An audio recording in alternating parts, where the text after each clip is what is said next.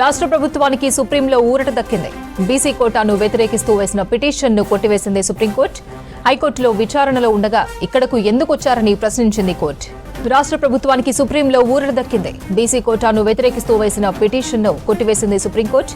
హైకోర్టులో విచారణలో ఉండగా ఇక్కడకు ఎందుకు వచ్చారని ప్రశ్నించింది కోర్టు. బీసీ రిజర్వేషన్లకు వ్యతిరేకంగా దాఖలైన పిటిషన్ను కొట్టివేసింది సుప్రీంకోర్టు.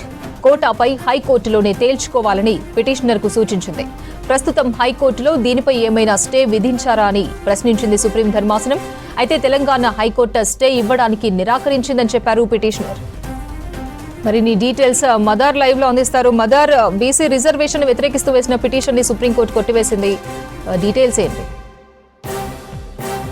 అపర్ణ, తెలంగాణ ప్రభుత్వానికి ఊరట లభించిందని చెప్పుకోవాలి. రిజర్వేషన్లకు సంబంధించి ఓబీసీ రిజర్వేషన్లు 42% కల్పిస్తూ ప్రభుత్వం జీవో 9ని తీసుకొచ్చింది. దాన్ని సవాల్ చేస్తూ వంగాది గోపాల్ రెడ్డి అనేటువంటి వ్యక్తి రిట్ పిటిషన్ సుప్రీంకోర్టులో దాఖలు చేశారు.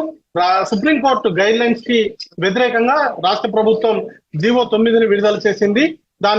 దానిపైన విచారణ జరపాలంటూ కూడా దాన్ని రిట్ పిటిషన్ లో ఆయన పేర్కొన్నారు. అయితే ఈ విచారణ సందర్భంగా సుప్రీంకోర్టు ఒక సూటి ప్రశ్న పిటిషనర్ కి సంధించింది.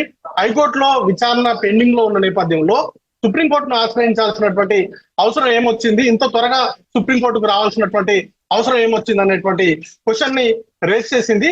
దానికి పిటిషనర్ తరపు వాదనలు వినిపిస్తూ కీలకంగా ఇటీవల జరిగినటువంటి కొన్ని పరిణామాలను ఆయన వివరించేటువంటి ప్రయత్నం చేశారు. హైకోర్టుకు హాలిడేస్ ఉన్నటువంటి నేపథ్యంలో దాన్ని దృష్టిలో పెట్టుకునే జీవోని విడుదల చేశారు. ఆ తర్వాత హైకోర్టులో విచారణ ఉన్న నేపథ్యంలో 8వ తారీఖున విచారణ ఉంది. అయితే 9వ తారీఖునే నోటిఫికేషన్ షెడ్యూల్ విడుదల చేసేలాగా రాష్ట్ర ప్రభుత్వం చర్యలు తీసుకుంది అనేటువంటి అంశాలను సుప్రీంకోర్టు దృష్టికి తీసుకొచ్చినప్పటికీ కూడా సుప్రీంకోర్టు పిటిషనర్ కి హైకోర్టులోనే ఈ కోటాకు సంబంధించినటువంటి అంశాలపైన తేల్చుకోవాల్సిందిగా ఆదేశాలు జారీ చేసింది. పిటిషన్ ను డిస్మిస్ అయితే చేసింది. రాష్ట్ర ప్రభుత్వం తరఫున అభిషేక్ మను సింఘి, సిద్ధార్థ ఇద్దరు కూడా న్యాయవాదులు హాజరయ్యారు.